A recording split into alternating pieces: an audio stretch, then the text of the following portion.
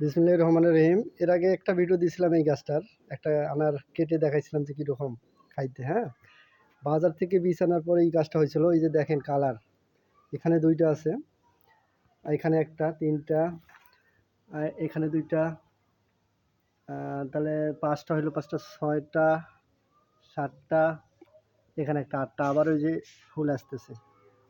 ঠিক আছে, আজকে অক্টোবর মাসের মাঝামাঝি সময়। এই হচ্ছে আমার মানে বীজ থেকে হওয়া গাছ। তবে এটাতে হয়তো একটু ধরছে, ছত্রাক ধরছিল। যাই হোক, কেটে যাচ্ছে, এটা ঠিক হয়ে যাচ্ছে।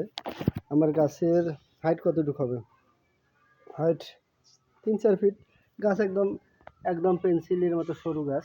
আবার মানে যদিও ওটাতে ফল না ঠিক হয় না, কিন্তু আমি লোভ সামলাতে পারিনি, নিয়েছিলাম ফল। তো এখন পর্যন্ত অনেকগুলো ফল আছে। শীতকালে হয়তো বা আশা করি এগুলো হবে। হ্যাঁ, এখন শীতকালে ফলটার টেস্ট কীরকম হয় এটা পরবর্তীতে জানাবো। এই হচ্ছে আমার জাত, মানে জানি না, নামবিহীন একটা জাত। কী জাত সেটা জানি না। যাই হোক, এই হচ্ছে আমার আনারের এটা। যাই হোক, এটা শীতকালে কীরকম টেস্ট আসে এটা পরবর্তীতে জানানো হবে। ধন্যবাদ।